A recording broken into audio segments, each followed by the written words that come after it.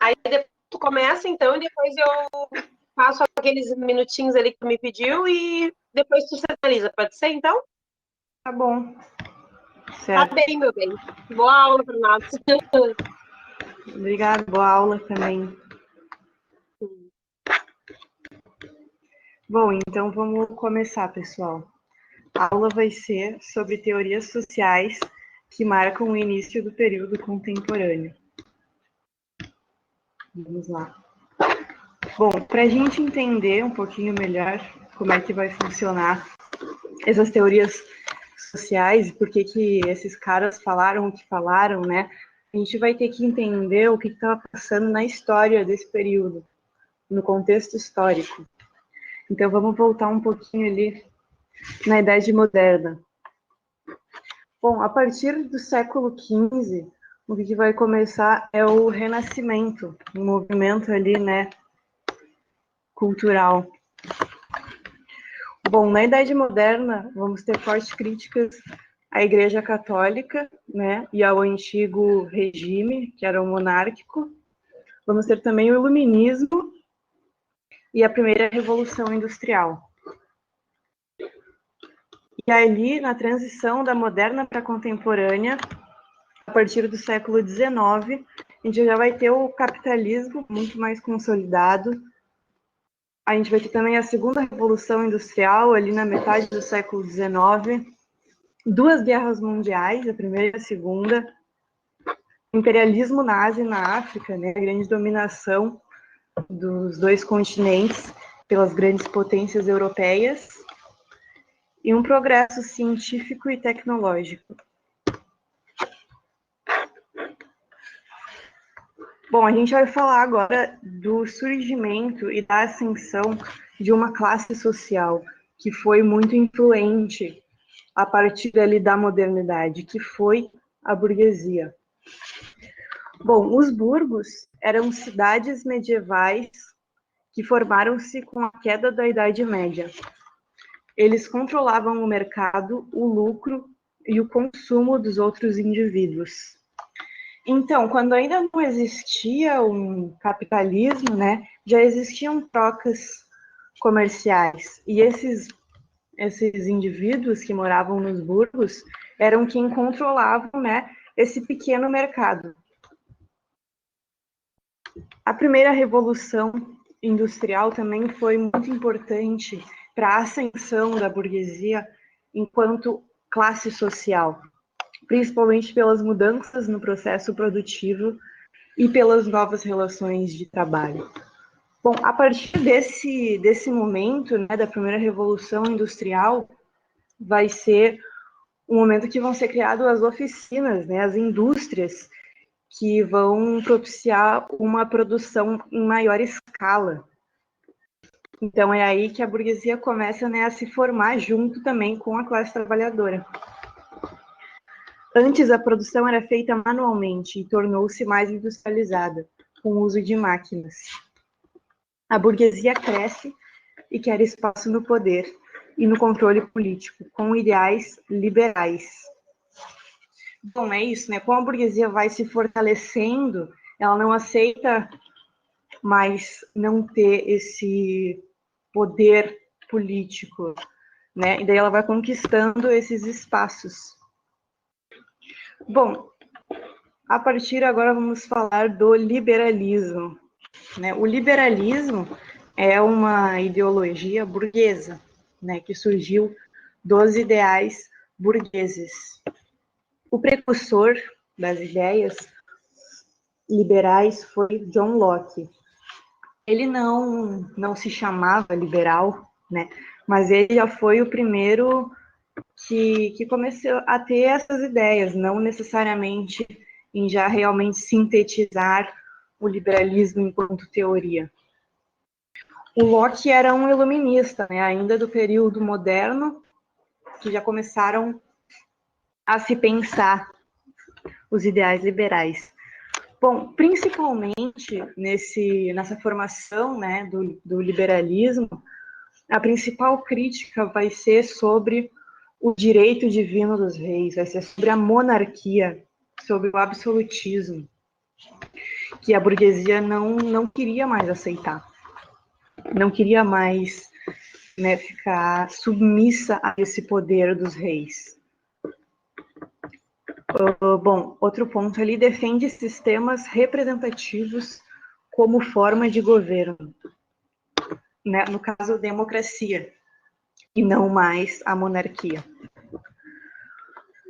Bom, como principal ponto também do liberalismo, a gente pode citar os direitos naturais que Locke propõe, que são inalienáveis. Ele vai dizer que todo ser humano, ao nascer, já tem esses direitos naturais inalienáveis, que são direito à vida, direito à liberdade e direito à propriedade privada. E esse da propriedade privada, vamos lembrar bastante dele, porque vai ser o principal desse pensamento liberal, né? O direito à propriedade privada. Bom, a função do Estado para os liberais é interferir o mínimo possível na vida dos indivíduos, atuando apenas na mediação de conflitos e na defesa do direito à propriedade. Né? Então, o Estado teria que garantir esse direito da propriedade privada, mas atuando o mínimo possível na economia, né? Liberalismo é isso, esse afastamento do Estado com a economia. Caso o Estado não garanta os direitos fundamentais, os homens podem e devem rebelar-se. Então aí a gente já tem uma ideia que não existia na monarquia, né? Se o Estado não garantir, né, essa harmonia com o povo, os homens podem sim e devem rebelar-se, segundo Locke. Vou ler um trecho ali que ele diz: se o homem no estado de natureza é tão livre, conforme dissemos, se é senhor absoluto da sua própria pessoa e posses, igual ao maior e a ninguém sujeito, por que abrirá ele mão dessa liberdade? Por que abandonará o seu império e sujeitar-se-á ao domínio e controle de qualquer outro poder? Ao que é óbvio dizer que, embora no estado de natureza tenha tal direito, a utilização do mesmo é muito incerta e está constantemente exposto à invasão de terceiros. Bom, o Locke está querendo falar aqui, pessoal. Vamos lembrar que o Locke, ele é moderno, né? Vamos voltar ao slide aqui. O Locke é um moderno, né? Ele é um contratualista. Então, ele faz parte daquela galera ali que falou do contrato social, Rousseau, Hobbes e do estado de natureza. Só que para o Locke, na visão do Locke, né, o estado de natureza, que era esse estado um pouco mais primitivo do homem, né, que antecede a criação do Estado, do governo, que antecede a criação do governo, o estado de natureza, ele não era em guerra, como dizia Hobbes, mas iriam haver conflitos. Por isso que vem o contrato social e por isso que está para amenizar isso. Porque, como ele diz ali, ó, o estado de natureza, né, é muito incerto e está constantemente exposto à invasão de terceiros. Bom, além do liberalismo clássico ali, né, que a gente vai ter com Locke, a gente também tem o liberalismo mais econômico. O Locke era mais político, né, que ia contra a monarquia, que apareceu ali junto com o iluminismo. Aqui no liberalismo econômico, a gente vai estar falando diretamente da economia. Ele foi proposto pelo Adam Smith, ali já no século XVIII, final ali do século XVIII. Bom, o Smith vai defender a propriedade privada, mas também a livre concorrência do mercado. E esse é o ponto principal do liberalismo econômico, a livre concorrência do mercado, a não intervenção do Estado na economia, e um ajuste, o próprio mercado resolverá naturalmente.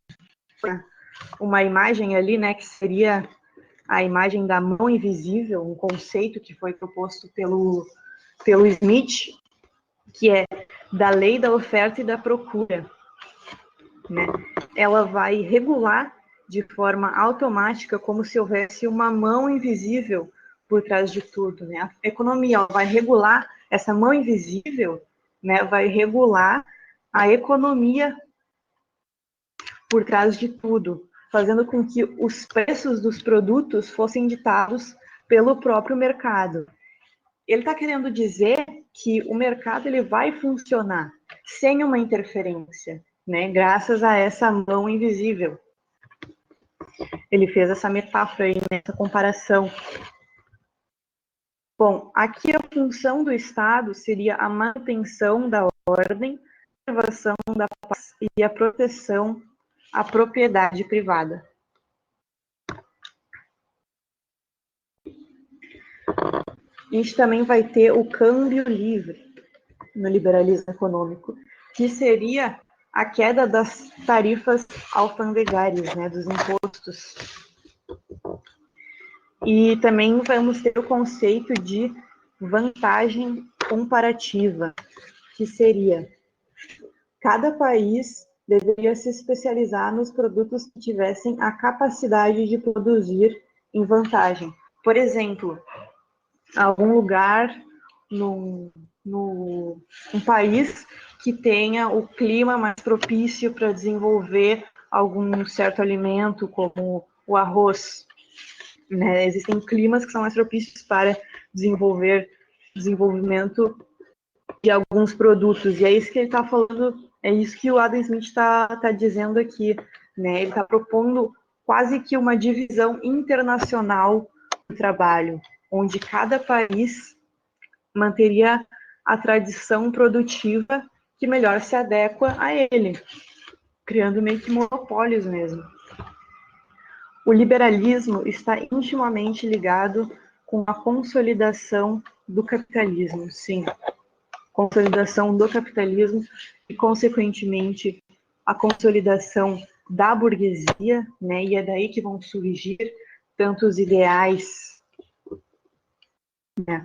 Botei até um meme ali do liberalismo, o cachorro grandão ali, né? Desigualdade social, a Grande Depressão, as guerras mundiais, né? Que ocorreram após ali esse período liberal, né? A mão invisível do livre mercado ali, o cachorrinho pequenininho ali, meio com medo. Bom, serviu também como base do desenvolvimento econômico e industrial do século XIX, né? O liberalismo foi muito importante, até para a gente entender a política atual, né? Serviu como base mesmo do pensamento, principalmente da Inglaterra com o resto do mundo. Sim, que era a Inglaterra que dominava, né, as trocas comerciais e tinha uma forte expansão marítima. Bom, por fim, o último tipo, né, de liberalismo, que é o mais atual, a gente vai ter o liberalismo social, né, que seria ali a livre concorrência e a falta de regulamentação gerou um acúmulo muito restrito de riquezas, né, grandes fortunas concentradas nas mãos de pouquíssimas pessoas, né, gerou, então, consequentemente a isso, um empobrecimento da classe trabalhadora, além de condições de trabalho muito precárias. Gente, a gente tem que lembrar que nessa época as condições de trabalho eram bem precárias. Por exemplo, existia trabalho infantil assim, sem regulamentação, era normal, jornadas de trabalho de 14, 16 horas por dia e mal remunerado, né? como consequências ao conflito social, à luta de classes, o colonialismo e o imperialismo que ocasionam a Grande Depressão, a Grande Guerra e a Segunda Guerra Mundial. Com isso, o liberalismo precisou se reformular teórica e praticamente, originando o liberalismo social. Então, né, com toda essa onda de efeitos negativos, né, que foi ali no século XX, com as guerras mundiais, a Grande Depressão, a crise do capitalismo, o liberalismo precisou ser reformulado e o Estado precisou interferir um pouquinho mais na economia, precisou regulamentar algumas leis trabalhistas, né? Também vamos prosseguir ali no slide, também ver a liberdade individual como um objetivo central, mas defende que a falta de oportunidades econômicas, educação, saúde, pode ser tão prejudiciais para a liberdade como um Estado opressor. Né? Esse liberalismo social, ele está um pouco mais preocupado com um estado de bem-estar social, né?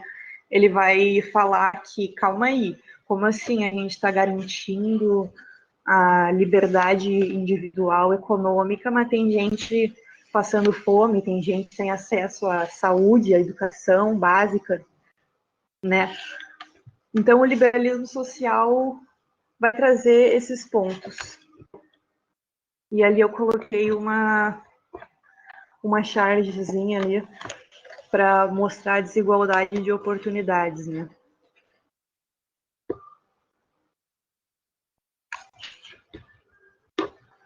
Bom, Cissa tá aí para falar do socialismo para a gente.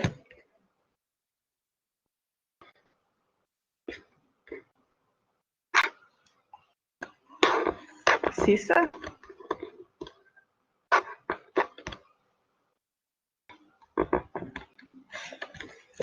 Ai, meu Deus. Você está aí, mulher?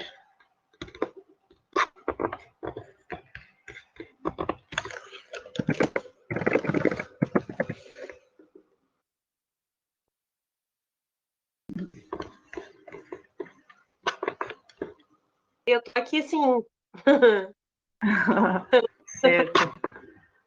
Então, vamos lá, né?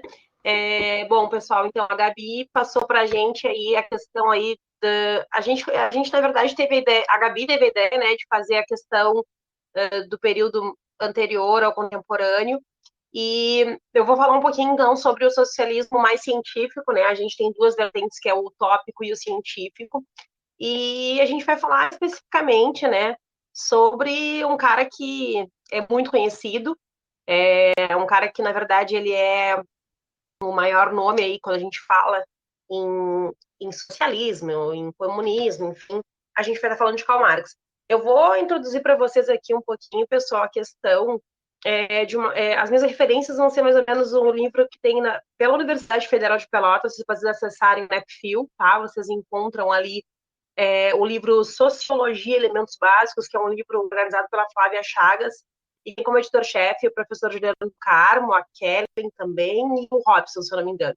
Então, esse livro, ele é bem bacana, ele tem no acervo do NEPFIL ali da Federal, e o prefácio dele mais ou menos fala sobre as ideias defendidas pelo liberalismo, que foi quando surgiu, então, né, em oposição às ideias, aliás, defendidas pelo liberalismo, né, pessoal, foi quando surgiu, então, o socialismo, cujo princípio fundamental é a crítica, na verdade, né, à propriedade privada e às classes sociais, tá?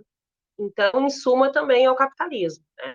Todavia, entre os socialistas havia divergências a respeito de qual estratégia que devia de ser empregada na luta contra o capitalismo, né? Então, nasceram duas tendências, que é aquela que eu falei no início, o utópico e o científico. A gente vai tratar um pouquinho mais sobre o científico realmente, tá? Falar de sociologia na inserção e diálogo com a filosofia não é muito fácil, né? O prefácio aí, mais ou menos, desse livro que eu citei para vocês, como assim? Não apenas em função da própria dificuldade, né, de cada uma dessas disciplinas, né, mas também pela proximidade dos campos de investigação. Então, essa dificuldade envolve tanto a delimitação de investigação da filosofia e da sociologia, que muitas vezes podem se confundir. Se esbarra também na questão metodológica do assunto, tá? Então, tendo em vista que ambas se inserem tradicionalmente, né, no domínio das ciências humanas, assim mesmo que, como foi mencionado, né, a filosofia e a sociologia, elas possam, por vezes, se debruçar sobre o mesmo objeto de investigação, como as relações sociais e políticas, ou políticas, enfim. Então, a finalidade, né, e o método, assim, de ambas, não tem como não ter uma variável sobre isso tudo, tá, pessoal? Então, enquanto o início da atividade filosófica, né, no mundo ocidental, que isso, digamos, há 2.500 anos atrás, nós temos socialismo inserido só há 2 séculos, na verdade, só há 200 anos, mais ou menos, né? Então, do ponto de vista histórico, vários acontecimentos tiveram uma influência decisiva no que diz respeito ao surgimento não só da sociologia, mas da psicologia, da linguística e das várias tentativas aí de reabilitação da própria filosofia após o descrédito da mesma com o ceticismo em relação à filosofia hegeliana, tá? Quando o pessoal estuda, quando a gente estuda, né, vai se destacar ali a Revolução Industrial, que a Gabi já passou para vocês, né, é a ascensão do modo de produção capitalista, né, o Iluminismo, a Revolução Francesa e a independência dos Estados Unidos. Tudo isso ali que ela falou já desde o tempo do Locke, o tempo da monarquia, das privadas ou não, o que o Estado garantia ou não, o que o governo garantia ou não, né? Então, tudo isso no socialismo, a gente vai vir agora com a filosofia hegeliana, que é onde o Marx vai entrar também nesse aspecto. Eu vou tentar citar um pouquinho de Weber sempre, tá? Porque eu acho que ele também é um expoente bacana nessa parte aí do socialismo, né? Mas, enfim, na medida em que as transformações sociais, econômicas, tecnológicas, científicas acabavam por gerar processos contraditórios, né, de desestabilização da ordem vigente até então, que ocasionava, então, a destruturação social pragmática, surgiu uma ciência capaz de explicar tais fenômenos, né, que ia garantir as possibilidades de aplicação às leis capazes de nortear a capacidade preditiva da ciência em relação aos eventos futuros, né. Então, é nesse contexto histórico que surge a sociologia, né? No fim do século XVIII, início ali mais ou menos do século XIX, enquanto uma ciência independente, na verdade, tanto da filosofia quanto da psicologia, né? Saber como um campo autônomo de investigação dos fenômenos sociais com um forte viés positivista, né? E tendo em vista que a metodologia positivista era a única forma de garantir a objetividade que toda disciplina teria de ter para ser alçada ao Estatuto da Ciência, tá? Então, tudo isso aí vai ter ali na questão do livrinho ali que eu falei para vocês da universidade, vocês encontram no acervo do NEPFIL, tá? Pessoal, é imprescindível a gente investigar a concepção sociológica desses 3 grandes sociólogos intelectuais, tá, do século XIX. A gente sempre vai falar sempre nesses nomes, né? Que é o Karl Marx e o Friedrich Engels, é o Durkheim e o Max Weber, tá? Em oposição a ideias defendidas pelo liberalismo, surgiu o socialismo, tá?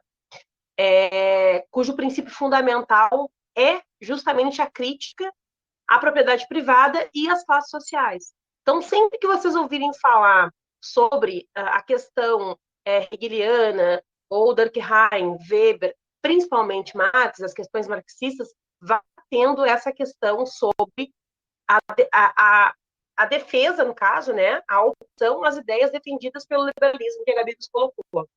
Então, o princípio fundamental é a crítica à propriedade privada e às classes sociais. Então, sempre vai ser essa questão. E a gente hoje está tratando do socialismo científico para falar sobre isso. Para a gente falar um pouquinho sobre Karl Marx, tá? Só para vocês terem uma base rápida para questões de Enem também e para questões de conhecimento. Esse cara, ele nasceu em 1818 na Prússia Renana, né? Que é a antiga Alemanha Ocidental. Ele vem de uma família judia muito culta. O pai dele era um advogado bem culto, acabou depois sendo aqui protestantismo cristão, né? Por pressões sociais já na época, né? Foi levado a abdicar das tradições judaicas que ele tinha. O pai do Marx, que era o Heinrich Marx, uma coisa assim. Marx, ele encaminhou seus primeiros estudos no Liceu de Treves, né? E posterior ele cursou a Universidade de Bonn em Berlim, tá? Bom, ele, no tempo da universidade, ele já revelou um entusiasmo pelo estudo do direito, da filosofia e, sobretudo, da história, tá?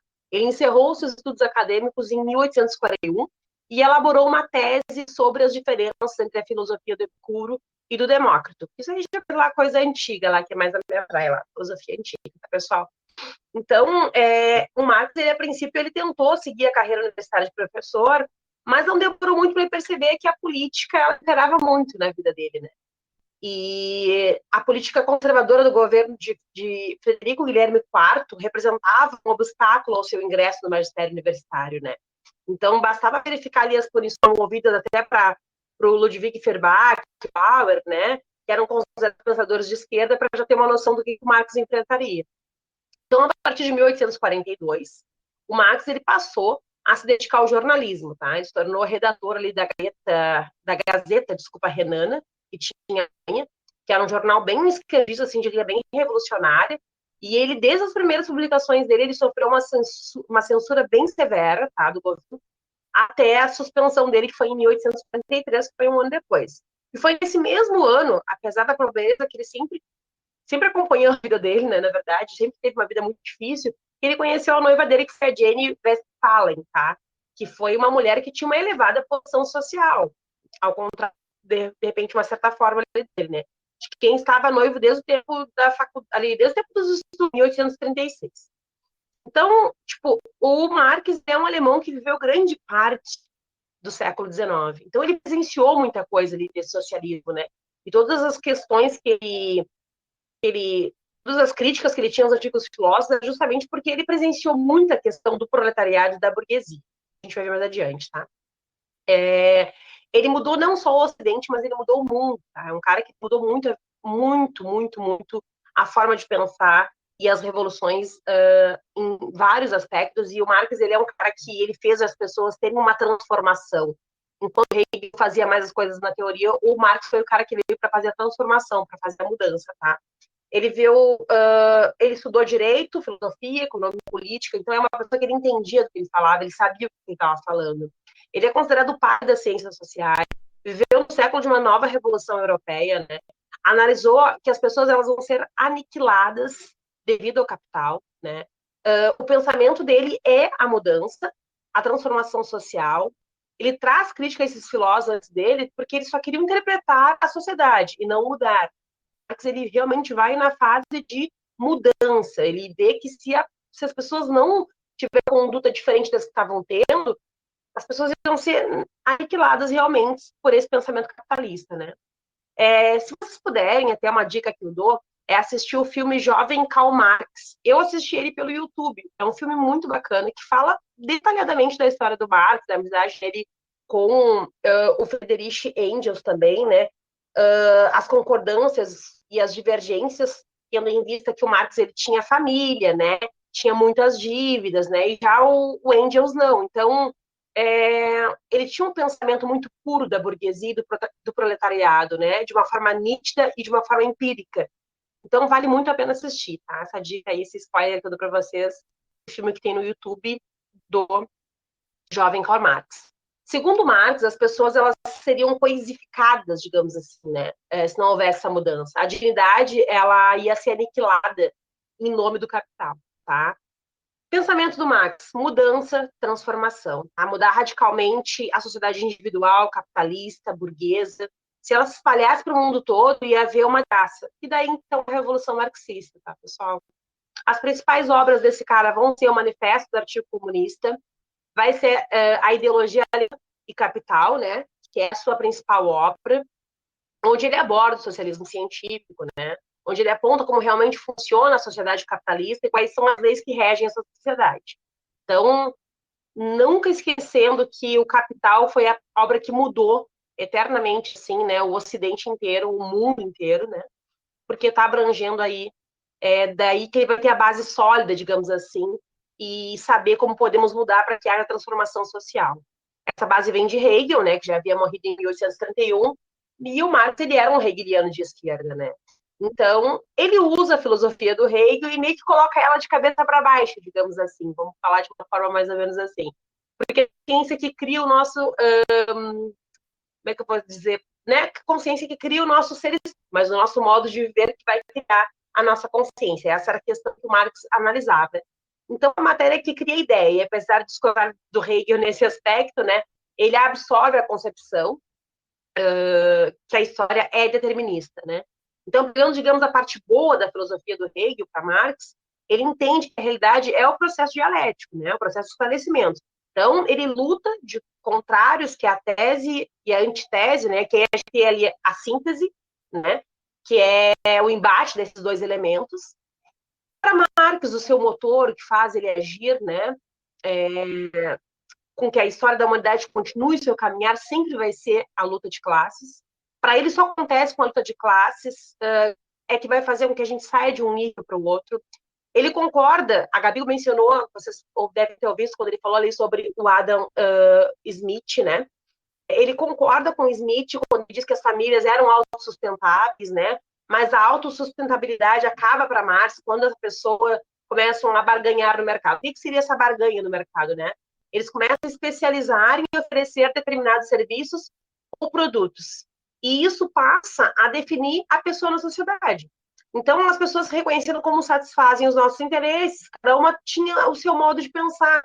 E encontramos pessoas que reconhecem como semelhante ou por sua comunhão de interesses, como dizia Adam Smith, né? Então, na verdade, a economia que vai estar na base das nossas relações sociais dentro da sociedade capitalista. A sociedade industrial, pessoal, ela surge do sistema capitalista.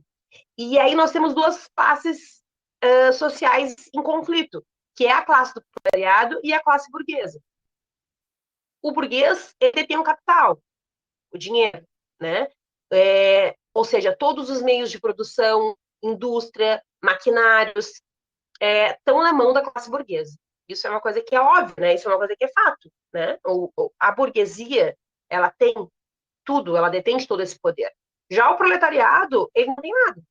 Ele oferece a sua força de trabalho. Então, Marx coloca o proletariado como produtor, que é quem gera riqueza, mas injustamente os burgueses ficam com o dinheiro. Né? E o proletariado não fica com nada, porque o burguês ele cria e ele mantém a exploração dos proletariados, que é a classe dominada pelos valores, né? E aí que está a essência da crítica do Marx à sociedade capitalista. Aí é que está a crítica toda, porque segundo ele, quando os valores burgueses imperam, somente os valores individuais importam. Então o valor pessoal é substituído pelo valor de troca, que é então a crítica que ele faz. Então a dignidade da pessoa é aniquilada para Marx, né? Porque prejudica muito a classe trabalhadora, que não tem nada para barganhar no mercado. Quando não tem dinheiro, o que vai barganhar? Né? É uma classe sem valor humano. E essa luta dele é a vida inteira. Para concluir, pessoal, assim, para não ficar muito extenso, até para dar mais um tempinho ali para a Gabi, o marxismo hoje é muito importante a gente entender que é um viés que existe e sempre vai existir, talvez, porque a teoria do Marx e do Engels, ela certamente continua válida nos nossos dias. Toda a história do século XX, que, aliás, foi profundamente influenciada por eles, né? Todos os avanços da tecnologia, todas as distorções políticas do termo marxismo, e nem mesmo todas as transformações, né, pelas quais passam as ciências sociais durante esse período, não foi capaz de diminuir a vitalidade das formulações teóricas daqueles jovens, né? Alemães que, em meados do século XIX, sonhavam aí uma sociedade onde a igualdade, né, social, a justiça econômica e a fraternidade entre os povos trouxesse à humanidade a tão sonhada e a tão almejada liberdade para cada um e para todos, né? E tudo indica que as análises dos amigos Karl Marx e Friedrich Engels, né, contidas ali no Capital, se a gente for analisar o livro Capital Total, né, vai continuar válida enquanto existir o capitalismo, né? Porque enquanto existir a ideia de a burguesia ter o poder sobre tudo, essas ideias deles, daqueles jovens lá do 19, ainda vão prevalecer muito ainda, infelizmente, onde a burguesia impera com o seu poder, né? E talvez as análises mais lustras que ocorreu na União Soviética também tenham sido produzidas aí, né, por marxistas que não se submeteram, digamos, à leitura oficial do Partido Único, né? Então, o mundo ele continua em constante mutação, né? E explicar o seu movimento continua sendo um desafio para que querem, né? Construir um futuro melhor, né? E a filosofia tem um papel importantíssimo nisso, tá, pessoal? Então, tomar isso aí como ferramenta é uma escolha que exige inteligência, que exige coragem, porque não é fácil a gente lutar. Então, para resumir, o pessoal do, né, mesmo esquerdistas, muitas vezes não colocavam em prática as teorias do Hegel, sendo que o Marx sempre foi a transformação e sempre foi a mudança. Esse filme que eu aconselhei vocês a verem no YouTube é um filme que fala muito sobre isso, né, sobre a revolução, e sobre mesmo uma amizade tão profunda ter tantas divergências, né? E isso é interessante da gente pensar em como isso afeta nos nossos dias de hoje, que sem luta a gente não vai ter realmente soluções práticas, né? Apenas soluções como os filósofos anteriores, que é o que o Marx tanto criticava, né? Como o Auguste Comte mesmo, ele falava muito sobre. Então, para finalizar Marx, é mais ou menos isso. Um resumo do Weber aí vai ser que ele nasceu em Erfurt, também na Alemanha, ele nasceu em 1864, morreu em 1920, não vou me esticar muito, porque não vai mais dar tempo, mas é um cara que também foi muito importante, como Karl Marx, ele concebe ali a modernização da sociedade como um processo onde emerge, né, a empresa capitalista. Eu até tinha feito uma anotação aqui, rapidinho. Isso.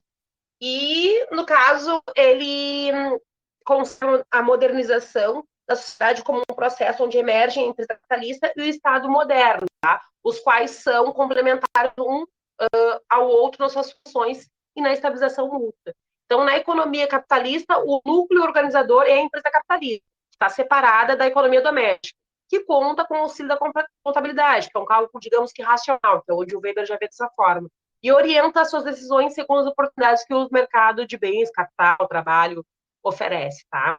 Ela organiza a força de trabalho e, a partir do critério da eficiência, promove a aplicação técnica dos conhecimentos científicos, tá? As principais obras também ali do Weber, que também daria para salientar, mas acho que não tem mais tempo. Mas, a princípio, o que eu tinha para falar sobre o marxismo, sobre o socialismo do Marx, principalmente, né? Então, é importante a gente lembrar desses nomes que eu falei, né? Que é o Marx, que é o Weber, que é o Horkheimer, que são partes dessa corrente aí contemporânea do socialismo científico. Acho que é contigo, Gabi. Você está aí ainda? Estou aqui.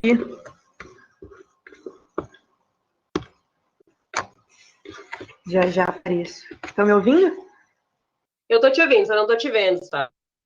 Pronto.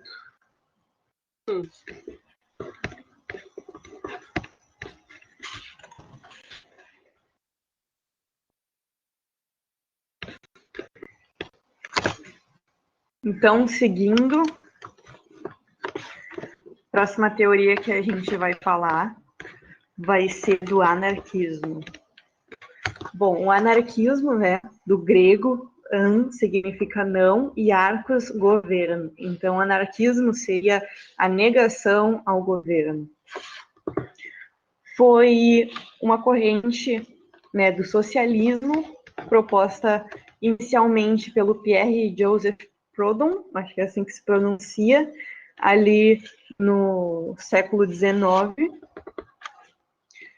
E o anarquismo não acredita em nenhuma fonte de dominação, seja por parte do Estado sobre a população, ou seja em alguma hierarquia. E o anarquismo vai pregar a cultura da autogestão e da coletividade. Então, assim, não são outras pessoas exteriores que vão ficar responsáveis por fazer a gestão, né? A gestão é algo feito por todos em sincronia.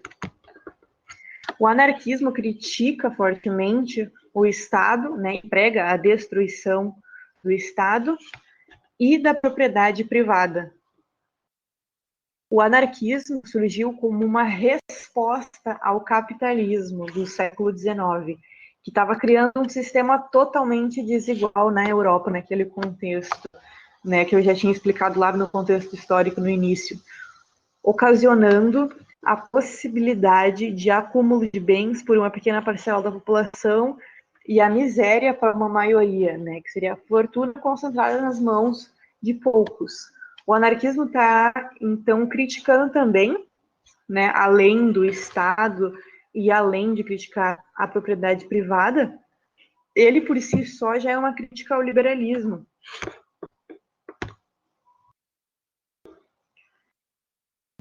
Bom, alguns valores defendidos pelo anarquismo são a liberdade individual e coletiva, que visa o amplo desenvolvimento dos indivíduos, a igualdade econômica, política e social. E essa igualdade também é uma igualdade de gênero e de raça. Então, o anarquismo, na teoria, né, porque na prática nem sempre é assim, o anarquismo, na teoria, prega o fim do machismo, né, que são as desigualdades de gênero, e do racismo também. Outro valor que é defendido pelo anarquismo é solidariedade. É necessário apoio entre as pessoas com colaboração, coletividade. Então, o anarquismo não tem espaço para o individualismo. As coisas são coletivas, o Estado é coletivo. No caso, né? O Estado não no sentido de governo. Horizontalidade, sem Estado nem horizontal, né? Que não tem hierarquias, não tem pessoas com maior poder do que outras, não tem um governante, não tem um líder. Né? As próprias pessoas fazem a autogestão delas. É uma questão bem de liberdade mesmo. Se no liberalismo a liberdade era aquela liberdade individual, né, aquela liberdade que a minha liberdade nessa, não tem esse sentido econômico, né, até porque eles são de capitalistas. A liberdade no sentido anárquico é mais, por exemplo, a minha liberdade é uma extensão da sua liberdade. Você não é livre, se você é escravo, logo eu também não sou livre, não posso ser livre, né? O anarquismo vai pregar também uma educação libertária. É muito boa as teses de pedagogia do anarquismo. Uma educação libertária, aquela educação que precisa de conhecimento. Uma horizontal, né? Por exemplo, o anarquismo não tem isso de não, mas um conhecimento intelectual, sei lá, matemática, do que uma pessoa que sabe passar uma série.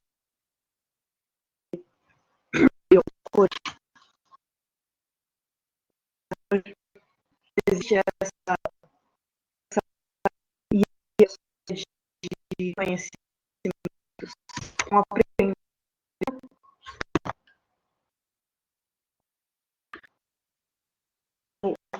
o básico de rico, para a autoridade é necessária a organização social. Ao contrário, acreditamos que ela é a sua parte. A organização social, então, é a pita, no caso da né, que impede sua evolução e utiliza direito próprio a certa classe que explora e oprime as outras. Enquanto de interesses, coletividade, ninguém quiser ou der ao outro, não haverá marcas de autoridade. Mas quando surgirem lutas internas e a coletividade se dividir em vencedores e vencidos, então a autoridade aparecerá. Autoridade que naturalmente estará a serviço dos interesses dos mais fortes e servirá para confirmar e para reforçar a vitória. Vitória, né, da classe dominante, no caso que eles se referiam.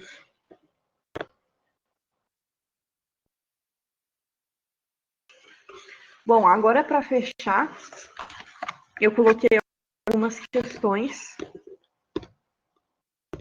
Vou lançar uma enquete. Tá no meu áudio, a gente está cortando.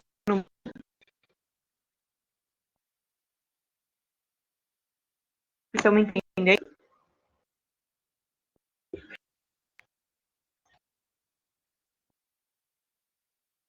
Ai, ai. Eu não sei se eu...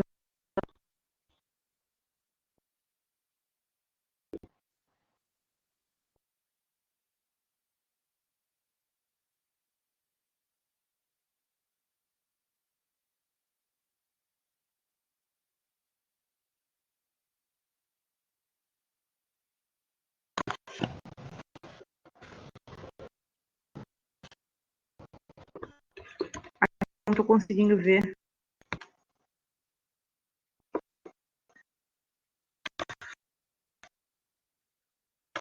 Vamos lá, então. Vamos para as questões. Se continuou, se quando você aparecer ali para falar alguma coisa. Na perspectiva socialista, a luta de classe é o motor da história. Essa perspectiva, na sociedade moderna, a classe beneficia tem uma calista da sua ideologia liberal. E aí, gente, parece que vocês já tem uma boa noite. Os camponeses, a aristocracia, o proletariado, a burguesia ou os artesãos. Como eu tinha explicado, né, a classe que se beneficia com o capitalismo que estão falando.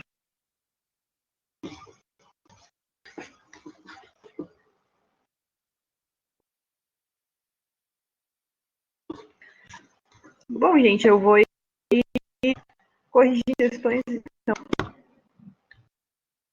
Publicar resultados.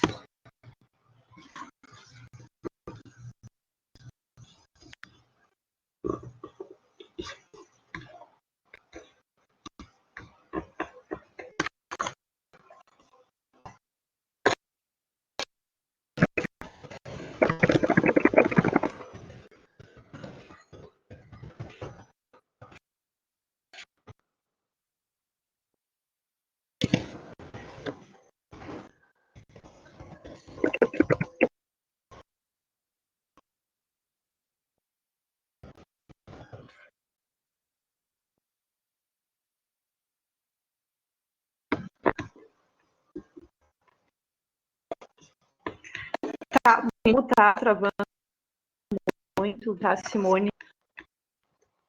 Vou deixar a Simone ler as questões. Porque falta só as questões mesmo, são só 3.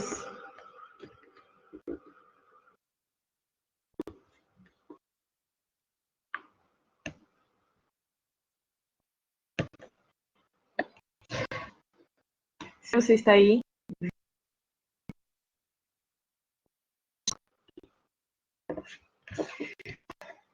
Tá bom, essa daqui, vocês acertaram, era a D mesmo, a burguesia, que usa a ideologia liberal, né?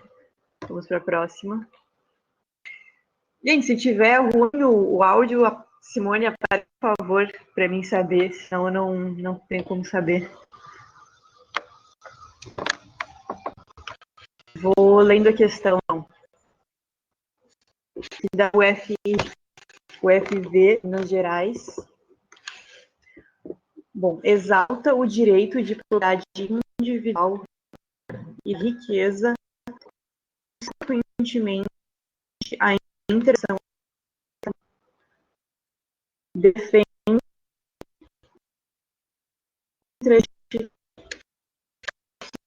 que deve haver vivendo. Considera que o homem de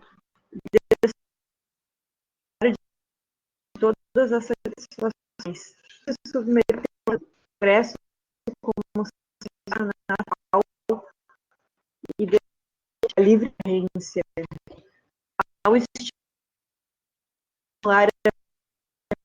de proporcionar liberdade, felicidade e igualdade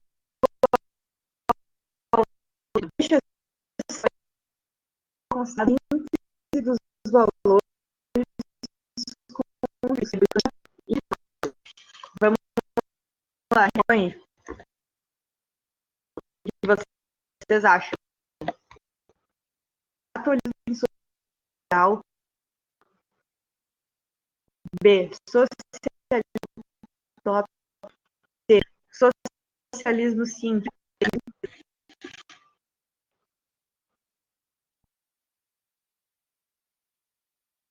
Eu tinha explicado para vocês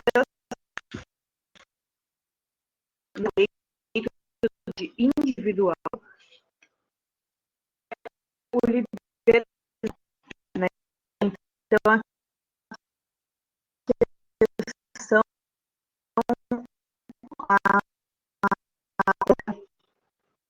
o liberalismo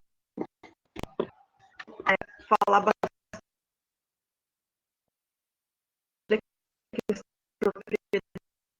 da propriedade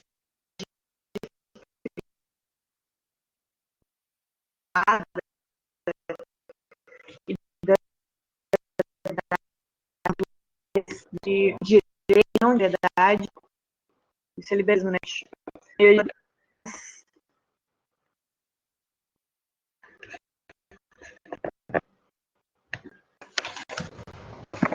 Simone, acho que tu botou como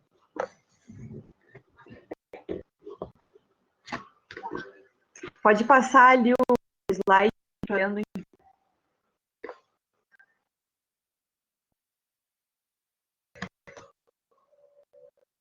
A resposta correta é o liberalismo. Letra D.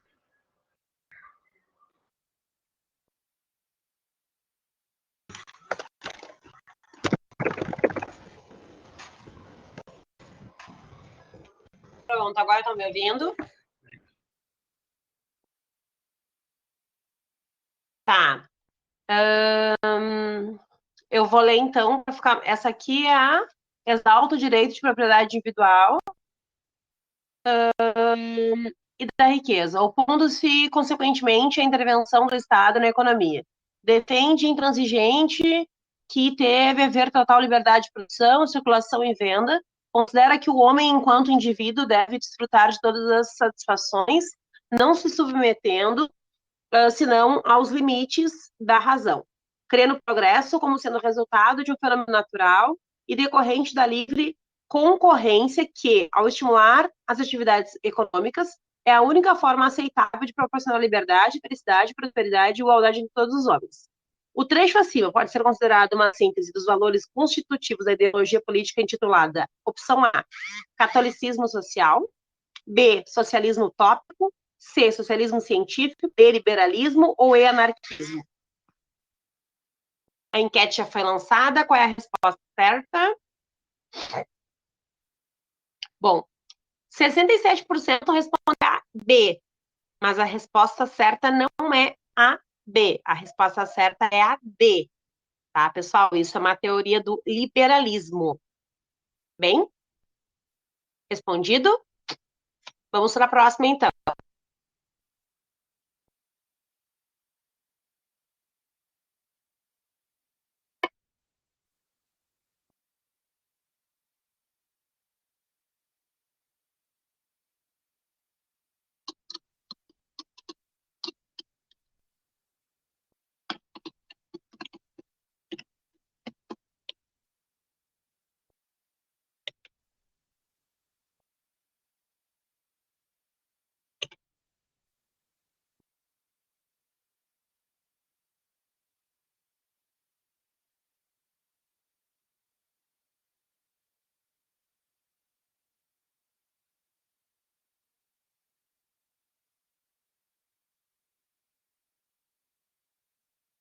Gabi, tá me ouvindo? Sim, estou ouvindo, mas eu não estou como apresentadora também, não sei quem é que está.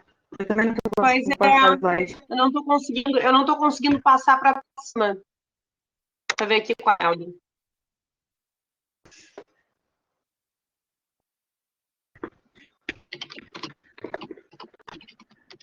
Não sei o que aconteceu.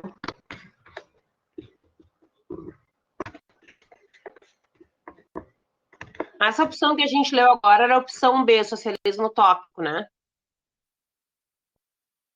Era liberalismo. Era liberalismo mesmo, de? Sim, liberalismo. Tá, isso aqui eu li agora. Exalta o direito de propriedade individual, é isso? Isso. Tá, certo. Aí a próxima eu não consigo passar. Eu também não consigo passar, eu não sei o que aconteceu. Deixa eu ver aqui. Eu tava com o apresentador e saiu. Hum.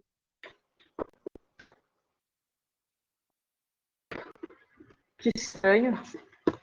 Que estranho mesmo. Acho que a gente vai ter que encerrar a aula, então, né? Só tinha mais Pessoal, duas questões também. só tinha mais duas questões, a gente pede desculpa. Se vocês tiverem alguma dúvida, podem chamar no chat ali, tá? Ou podem entrar na sala do desafio. O meu e-mail é slima_8@hotmail.com. Se alguém tiver alguma dúvida, pode me mandar, que eu estou à disposição também, tá? Podem chamar à vontade. Bem? Porque a gente vai ter que dar aula e a gente não está conseguindo, está tendo um probleminha aqui no site, e a gente está conseguindo enviar as outras questões. Ativa a tua câmera aí, Gabi, para a gente se despedir, então, né? Vai ter que encerrar. Sim. Então era essa aula, gente. Espero que vocês tenham entendido, mesmo que a gente não conseguiu passar o finalzinho, o problema de áudio. Mas se vocês tiverem alguma dúvida, podem mandar lá no grupo do desafio. A gente vai responder vocês. Espero que vocês tenham entendido. E é isso, gente. Isso aí, pessoal. Muito obrigada também. Obrigada, Gabi, pelo convite. Obrigada pela aula. Foi muito boa. Qualquer dúvida, a gente responde lá no site e até o e-mail que eu passei, meu pessoal também, eu estou disponível, tá bom? Espero que lembrem bem disso no Enem, sobre capitalismo, sobre Marx, tudo que veio antes que a Gabi passou e que vale muito a pena. A gente está sempre ligado nisso, até porque eu acho que nos dias atuais isso também faz parte ainda do nosso cotidiano, né? A questão da burguesia e do capitalismo que a gente, infelizmente, tanto enfrenta. É isso. Obrigada pela atenção. Valeu.